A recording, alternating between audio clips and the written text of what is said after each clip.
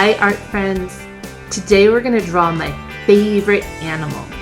My favorite animal is a sea otter, and I think they're pretty cool and they're adorable. I've seen them a few times when I've gone up to visit in the Monterey Bay area. You see a lot of sea otters up in there in the ocean. And so today we're going to learn how to draw a sea otter. You can use pencil and paper for this. You can use crayon, marker, any materials that you'd like to color it in. Even if you have watercolors or paint, you want to paint when we're done, you can. Up to you how you want to color it in. But we're going to start off just drawing with pencil, drawing lightly so that we can get all the lines in and get it just how we want it before we add any color. Let's take a look.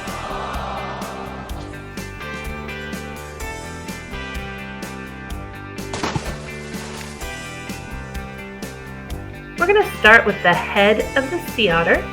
So I'm going to draw a little bit of an oval. It's not quite round, a little flattened circle. I'm going to draw two smaller curves, one on each side for its little ears.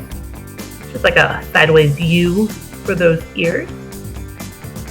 I'm going to start with a little curved line for one eye. And I'm going to make that same shape on the other side. Then I'm going to do a second curve underneath there to give it almost a crescent moon kind of shape for each eye. Some cutesy little eyes for it.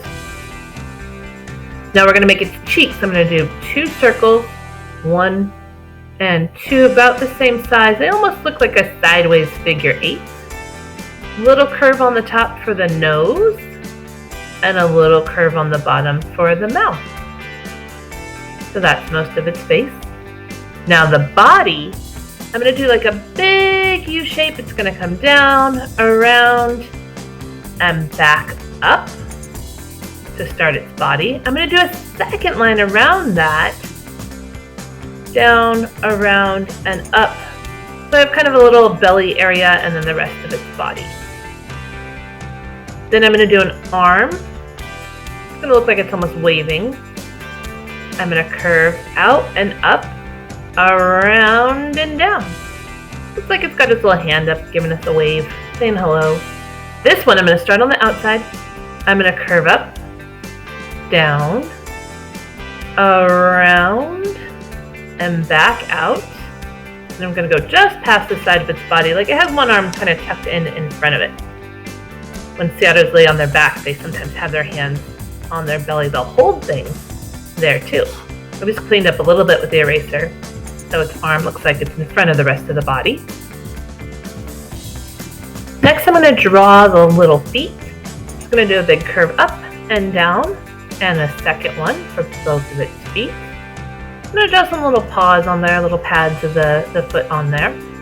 So just a little oval on each one, and then just a few little spots where its little toes would be.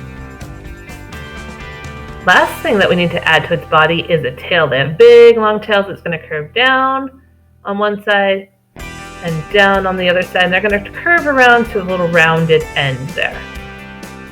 So they have a nice rounded end of the tail. Next up, we're going to start to add a few more little details just so it looks complete. We're going to give it some whiskers. They do have big whiskers.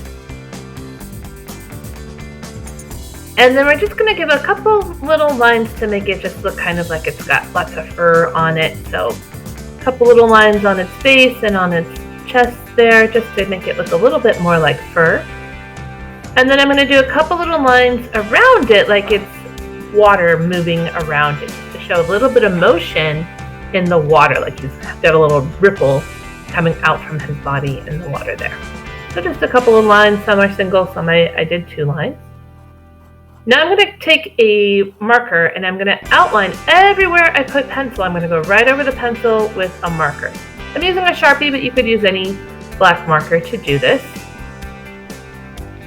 So I'm just going to go right over anywhere that I had pencil just to define all those lines before I color the sea otter in. And I'm going to use colored pencil to color in my sea otter.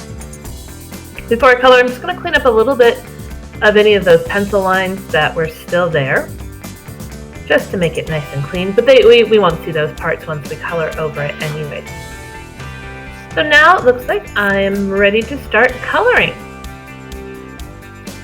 I'm going to use colored pencils. I'm only going to use 3 colors. I have 2 different shades of brown and a blue. I'm going to start with my light brown, and I'm going to do his little cheeks. And then all through his chest and belly, in that lighter brown color, and his little ears.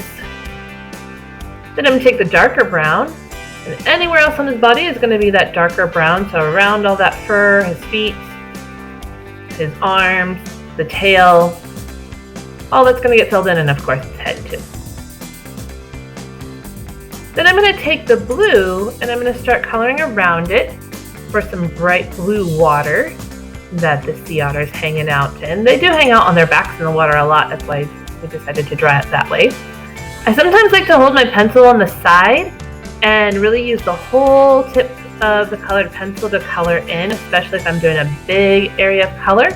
Just a little tip for coloring in a larger surface area a little bit faster than just using the tip of it, using the side of the color on the colored pencil there.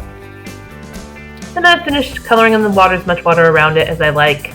I could add other animals around it. I could do a second sea otter next to it. I could do a larger ocean. I could show some kelp. They like to live in kelp forests.